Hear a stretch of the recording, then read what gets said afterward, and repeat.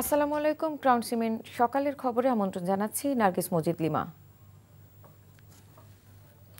প্রধান উপদেষ্টা ডক্টর মোহাম্মদ ইউনূস বলেছেন, ফেব্রুয়ারিতে নির্বাচনের জন্য প্রস্তুত বাংলাদেশ, আর রোহিঙ্গা সমস্যা সমাধানে মালয়েশিয়ার সহযোগিতা চেয়েছেন তিনি। মালয়েশিয়ার প্রধানমন্ত্রী আনোয়ার ইব্রাহিমের সাথে বৈঠকে এই সহযোগিতা চান ডক্টর ইউনূস। এর আগে আজ কুয়ালালামপুরের পুত্রজায়ায় প্রধান উপদেষ্টা অধ্যাপক ডক্টর মোহাম্মদ ইউনূসকে অভ্যর্থনা জানান আনোয়ার ইব্রাহিম। এ সময় তাকে গার্ড অফ অনার প্রদান করা হয়। এরপর আনোয়ার ইব্রাহিমের সাথে দ্বিপাক্ষিক বৈঠক করেন ডক্টর মোহাম্মদ ইউনূস। পরে বাংলাদেশ ও মালয়েশিয়ার মধ্যে এলএনজি ও পেট্রোলিয়াম সরবরাহ ও অবকাঠামো নির্মাণ, জ্বালানি সহযোগিতা সহ 5টি সমঝোতা স্বাক্ষর হয়। এছাড়া হালাল ইকোসিস্টেম, দুই দেশের ফরেন সার্ভিস একাডেমি এবং উচ্চশিক্ষা খাতের সহযোগিতা বিষয়ক নোট বিনিময় হয়। পরে আনোয়ার ইব্রাহিম ও ডক্টর মোহাম্মদ ইউনূস বক্তব্য রাখেন। বাংলাদেশের শান্তি প্রতিষ্ঠায় ডক্টর ইউনূসের গুরুত্বপূর্ণ ভূমিকা পালনের প্রশংসা করেন আনোয়ার ইব্রাহিম।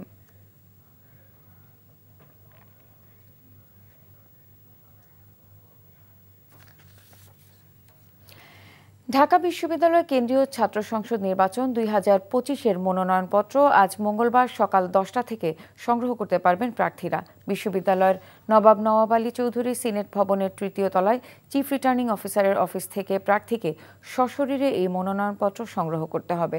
সোমবার রাতে বিশ্ববিদ্যালয়ের পাঠানো বিজ্ঞপ্তিতে এ তথ্য জানানো হয়। মনোনয়নপত্র সংগ্রহ করে 19 আগস্ট বিকেলের মধ্যে দাখিল করতে হবে। প্রতিদিন সকাল 10টা থেকে বিকেল 4টা পর্যন্ত মনোনয়নপত্র সংগ্রহ করা যাবে। একই সময় হল সংসদের মনোনয়নপত্র সংশ্লিষ্ট হলের হল রিটার্নিং অফিসারদের কাছ থেকে প্রার্থীকে সশরীরে সংগ্রহ ও দাখিল করতে হবে। ডাকসু ও হল সংসদ আচরণ বিধিমালা 2025 অনুযায়ী মনোনয়নপত্র সংগ্রহ ও জমাদানের সময় কোনো মিছিল বা শোভাযাত্রা করা যাবে না এবং 5 জনের বেশি সমর্থক নিয়ে মনোনয়নপত্র সংগ্রহ বা জমা দেওয়া যাবে না। প্রতিটি ডাকসুর মনোনয়ন ফর্মের ফি 300 টাকা নির্ধারণ করা হয়েছে। মাইলস্টোন স্কুল বিমান দুর্ঘটনার সুষ্ঠু তদন্ত ও বিচার সহ 9 দফা দাবিতে কর্মসূচি পালন করছেন নিহত ও আহতদের পরিবারের সদস্যরা। সেখানে আছেন স্টাফ করেসপন্ডেন্ট কায়কোবাদ মাহমুদ। কায়কোবাদ, নিহত ও আহতদের পরিবারের সদস্যরা আর কি বলছেন?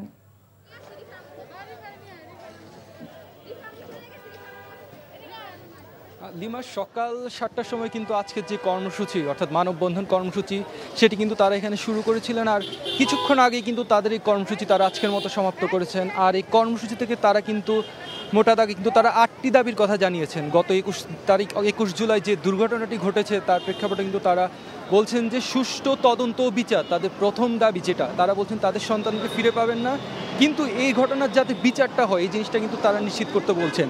একই সাথে তারা কিন্তু বলছেন যে সব ধরনের শিক্ষা প্রতিষ্ঠান থেকে কিন্তু কোচিংয়ের যে ব্যাপারটা আছে এটি কিন্তু তুলে দেওয়ার দাবি করছেন। তারা বলছেন এই মাইলস্টোন স্কুলের স্কুল শাখার যে প্রধান শিক্ষিকা তাকে তারা কোচিং ব্যবসার মূল হোতা বলছেন, তারও কিন্তু অপসারণ দাবি করছেন। একই সাথে তারা কিন্তু ক্ষতিপূরণ যাকে তারা আসলে আন্দোলনকারীরা বলছেন জরিমানা, তারা কিন্তু সেটিও দাবি করছেন সরকারের কাছ থেকে। একই সাথে কিন্তু স্কুল কর্তৃপক্ষ থেকেও কিন্তু তারা এই ক্ষতিপূরণটা দাবি করছেন। আর আরেকটি বিষয় বলে রাখি, সেটি হচ্ছে কিন্তু প্রথম দিকে কিন্তু যেহেতু গণমাধ্যমকে প্রবেশ করতে দেওয়া হয়নি ঘটনাস্থলে, তারা কিন্তু এই জিনিসটা বারবার বলছেন যে সেই সময়কার সিসিটিভি ক্যামেরা ফুটেজটা জনসম্মুখে প্রকাশ করতে হবে, সবাইকে জানাতে হবে সেই সময় আসলে কি ঘটেছিল। আরেকটি গুরুত্বপূর্ণ দাবি তাদের হচ্ছে, তারা বলছে যে রানওয়েটা এখান থেকে সরাতে হবে অথবা রানওয়ের পথ থেকে স্কুলটা সরাতে হবে। নিরাপত্তার স্বার্থে, শিশুদের নিরাপত্তার স্বার্থে কিন্তু এই ব্যবস্থাটা করার তারা জোর দাবি জানাচ্ছে। তো সব কিছু মিলে তারা বলছেন যে এই দাবিগুলো যদি তাদের পূরণ না হয় তারা আবার রাজপথে নেমে আসবেন। এই ছিল এখানকার সর্বশেষ। জানছিলাম মাইলস্টোন স্কুলের খবর। অন্তর্বর্তী সরকারকে উৎখাতের ষড়যন্ত্রের অভিযোগে ক্ষমতাচ্যুত প্রধানমন্ত্রী শেখ হাসিনার বিরুদ্ধে খুলনায় রাষ্ট্রদ্রোহের মামলা করেছে ডিবি পুলিশ। মামলার অন্যান্য আসামি হলেন খুলনা জেলা আওয়ামী লীগের সহসভাপতি advocate M A Mujibur Rahman, Sheikh হাসিনার চাচাতো ভাই সাবেক সংসদ সদস্য শেখ হেলাল উদ্দিন, শেখ সালাউদ্দিন জুয়েল, সাবেক সংসদ সদস্য এস এম কামাল হোসেন ও অ্যাডভোকেট পারভেজ আলম খান। সোমবার রাতে সোনাডাঙ্গা থানায় ডিবির ইন্সপেক্টর বিধান চন্দ্র রায় বাদী হয়ে মামলা দায়ের করেন।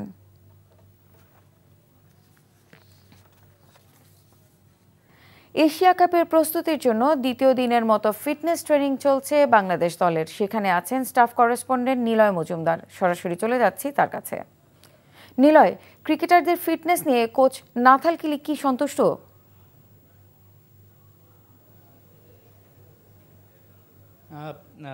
লিমা, এই মুহূর্তে আমি অবস্থান করছি মিরপুর শেরেবাংলা স্টেডিয়ামের সংবাদ সম্মেলন কক্ষে। নাথান কেলি 9:30টার দিকে প্রেস কনফারেন্স করার কথা থাকলেও তিনি এখনো আসেননি, যেহেতু খেলোয়াড়দের ট্রেনিং চলছে, খেলোয়াড়রা ট্রেনিং করছেন তার আন্ডারে। হয়তোবা কিছুক্ষণের মধ্যেই তিনি এসে পৌঁছাবেন, অবস্থা জানাবেন যে খেলোয়াড়দের অবস্থা কীভাবে কে ট্রেনিং করছেন বা কার কী অবস্থা।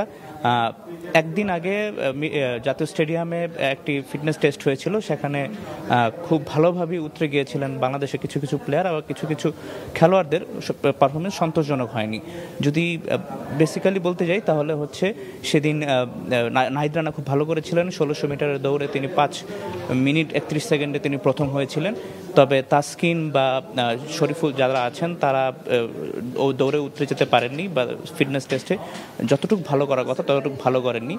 তবে আজকে এর মাঝখানে একদিন বিরতি দিলেও আজকে যে ফিটনেস টেস্ট হওয়ার কথা বা ফিটনেস পরীক্ষা, যে ফিটনেস ট্রেনিংয়ে তারা অংশ নিয়েছেন, সকাল 8টা থেকে তারা কঠোর পরিশ্রম করছেন এবং নাথান কেলি একের পর এক তাদের ড্রিল করাচ্ছেন। এখন দেখার বিষয় এটি যে একদিন আগে যাদের অবস্থা একটু খারাপ ছিল তারা এখন কেমন করে। এই প্রস্তুতিটা মূলত হচ্ছে এশিয়া কাপের জন্য, যেহেতু এশিয়া কাপের আগে বাংলাদেশের নেদারল্যান্ড সিরিজ আছে এবং এই 15 তারিখেই ভিতরে 14 তারিখ পর্যন্ত ফিটনেস ট্রেনিং অংশ নেবেন খেলোয়াড়রা। এরপরে আবার তারা চলে যাবেন হচ্ছে স্কিল ক্যাম্পে। তো এর মাঝেই খেলোয়াড়দের অবস্থা এবং তারা কীভাবে কী করছেন, তাদের ফিজিক্যাল ফিটনেসটা কেমন, তা নিয়েই বলবেন নাথান কেলি। এখন কিছুক্ষণের মধ্যে হয়তো তিনি এসে পৌঁছাবেন, আমরা বিস্তারিত জানার চেষ্টা করব কিছুক্ষণ পর। লিমা, জানছিলাম বাংলাদেশ ক্রিকেট দলের ট্রেনিংয়ের খবর। ফুটবল এএফসি চ্যালেঞ্জ লিগের খেলায় আজ কিরগিজস্তানের ক্লাব মুরাস ইউনাইটেডের মুখোমুখি হবে ঢাকা আবাহনী। জাতীয় স্টেডিয়ামে বিকেল 5টায় শুরু হবে ম্যাচটি। একই দিনে রাত 11:30টায় কাতারের দোহায় সিরিয়ান ক্লাব আল কারামাহর বিপক্ষে মাঠে নামবে বসুন্ধরা কিংসের জার্সিতে প্রথমবারের মতো ম্যাচ খেলতে যাচ্ছেন মিচেল কিউবা। দলটির হেড কোচ যোগ দিয়েছেন ইরাকের একটি ক্লাবে। এদিকে এএফসি চ্যালেঞ্জ লিগের প্রাথমিক পর্বের ম্যাচের জন্য প্রায় 1 মাস ধরে প্রস্তুতি নিচ্ছে আবাহনী। গত মৌসুমে বিভিন্ন সীমাবদ্ধতায় দলে বিদেশি ফুটবলার নিতে না পারলেও মাঠের লড়াইয়ে ভালোই দাপট দেখিয়েছে কোচ মারুফুল হকের দল। তবে বড় মঞ্চে ভালো কিছু করতে অভিজ্ঞ ফুটবলারের প্রয়োজন। সেই লক্ষ্যে একমাত্র বিদেশি হিসেবে মোহামেডানের সুলেমান দিয়াবাতেকে পাচ্ছে আবাহনী।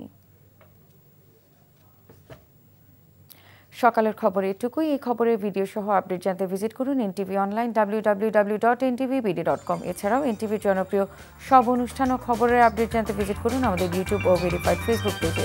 12টায় মধ্যাহ্নের খবর দেখার আমন্ত্রণ রইল। ধন্যবাদ সবাইকে।